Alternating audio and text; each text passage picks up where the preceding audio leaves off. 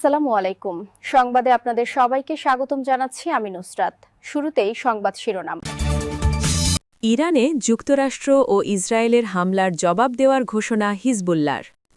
ইরানের নতুন নেতৃত্বের সঙ্গে আলোচনায় রাজি ট্রাম্প। ইরানের সাবেক প্রেসিডেন্ট আহমেদিনেজাদ নিহত। ইরানের হামলায় ৩ মার্কিন সেনা নিহত। দর্শক, এতক্ষণ শুনছিলেন সংবাদ শিরোনাম। এখন বিস্তারিত। আপনি যদি ইসরায়েলের ধ্বংস চেয়ে থাকেন তাহলে চ্যানেলটি সাবস্ক্রাইব করে দিবেন এবং ভিডিওতে লাইক করে আপনার মূল্যবান মতামত কমেন্টে লিখে জানিয়ে দিবেন। এখন বিস্তারিত। ইরানের ওপর যুক্তরাষ্ট্র ও ইসরায়েলের হামলার প্রতিক্রিয়া হিসেবে জবাব দেওয়া হবে বলে জানিয়েছে ইরান সমর্থিত এই সংগঠনটি। এক বিবৃতিতে লেবাননের হিজবুল্লাহর মহাসচিব নাইম কাসেম বলেন, এই গোষ্ঠী সম্মান ও প্রতিরোধের ক্ষেত্র ত্যাগ করবে না। ইরানের সর্বোচ্চ নেতা আয়াতুল্লাহ আলী খামেনির ওপর যুক্তরাষ্ট্র ও ইসরায়েলের হামলাকে তিনি অপরাধের সর্বোচ্চ বলে উল্লেখ করেন। তিনি আরও বলেন, বিধাতার নির্দেশনা ও সমর্থনের ওপর আস্থা রেখে আমরা এই আগ্রাসন মোকাবেলায় আমাদের কর্তব্য পালন করব। হিজবুল্লাহ লেবাননের একটি প্রভাবশালী শিয়া মুসলিম সংগঠন। দেশটির সবচেয়ে শক্তিশালী সশস্ত্র বাহিনীর নিয়ন্ত্রণও তাদের হাতে। ১৯৮০-র দশকের শুরুর দিকে ইসরায়েলের বিরোধিতার লক্ষ্য নিয়ে এই সংগঠনটি গড়ে ওঠে। তখন লেবাননের গৃহযুদ্ধ চলছিল এবং ইসরায়েলি বাহিনী দক্ষিণ লেবানন দখল করে রেখেছিল। ইরান সে সময় এই সংগঠন প্রতিষ্ঠায় ভূমিকা রাখে। ১৯৯২ সাল থেকে হিজবুল্লাহ জাতীয় নির্বাচনে অংশ নিচ্ছে। এরপর থেকে সংগঠনটি লেবাননের অন্যতম প্রধান রাজনৈতিক শক্তি হিসেবে নিজেদের অবস্থান ধরে রেখেছে।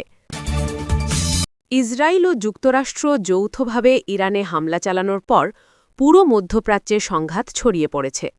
পাল্টাপাল্টি হামলায় ব্যাপক হতাহতের ঘটনাও ঘটেছে। ইসরায়েল ইরানের সঙ্গে জ্বলছে আরব দেশগুলো।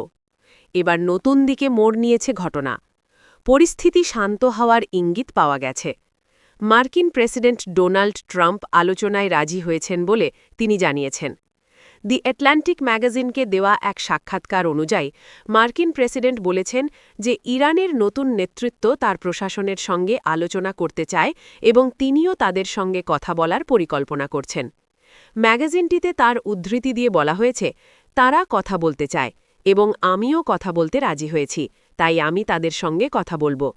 তিনি আরও বলেন, তাদের এটি আরও আগেই করা উচিত ছিল।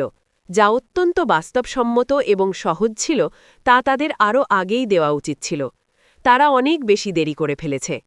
দি অ্যাটলান্টিকের প্রতিবেদন অনুযায়ী এই আলোচনা কখন হবে সে বিষয়ে প্রশ্ন করা হলে তিনি কোনো মন্তব্য করেননি। ইসরায়েল ও যুক্তরাষ্ট্রের যৌথ হামলায় ইরানের ব্যাপক ক্ষতিগ্রস্ত হয়েছে। এর মধ্যে দেশটির জন্য সবচেয়ে বড় বিপর্যয় হল দেশটির সর্বোচ্চ নেতা আয়াতুল্লাহ আলী খামেনিকে হত্যা।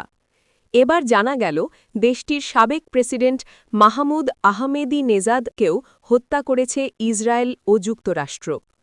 ইসরায়েলি গণমাধ্যমের প্রতিবেদন অনুযায়ী রোববার ইরানে ইসরায়েল ও যুক্তরাষ্ট্রের বিমান হামলায় ইরানের সাবেক প্রেসিডেন্ট আহমেদিনেজাদ নিহত হয়েছেন।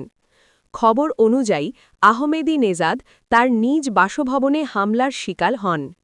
ইসরায়েলি সংবাদমাধ্যমগুলো এই হত্যাকাণ্ডের খবর প্রচার করে একে ইরানের শীর্ষস্থানীয় ব্যক্তিদের লক্ষ্য করে পরিচালিত চলমান হামলার একটি অংশ হিসেবে বর্ণনা করেছে। আহমেদিনেজাদ ২০০৫ থেকে ২০১৩ সাল পর্যন্ত ইরানের প্রেসিডেন্ট হিসেবে দায়িত্ব পালন করেন। কট্টরপন্থী বক্তব্যের জন্য পরিচিত এই নেতা পশ্চিমাদের প্রতি আপোষহীন অবস্থান গ্রহণ করেছিলেন এবং ইরানের পারমাণবিক কর্মসূচি নিয়ে আন্তর্জাতিক মহলের ব্যাপক নজরদারিতে ছিলেন। ২০০৯ সালের নির্বাচনের ফলাফল নিয়ে বিতর্কিত এবং এরপর ইরান জুড়ে ছড়িয়ে পড়া গণবিক্ষোভও তার প্রেসিডেন্সি আমলের অন্যতম উল্লেখযোগ্য ঘটনা ছিল।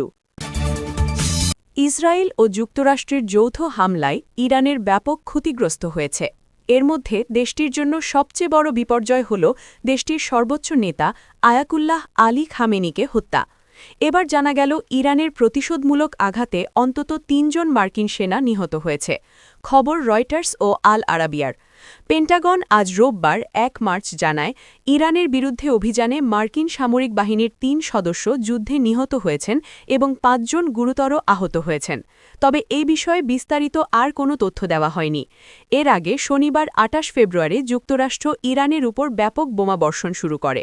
এছাড়া দেশটির সর্বোচ্চ নেতা আয়াতুল্লাহ আলী খামেনিকে হত্যা করেছে। এরপর থেকে মার্কিন কর্মীদের মধ্যে এটিই প্রথম কোনো হতাহতের ঘোষণা। আপনি যদি আমাদের চ্যানেলে নতুন হয়ে থাকেন তাহলে চ্যানেলটি সাবস্ক্রাইব করে দিন।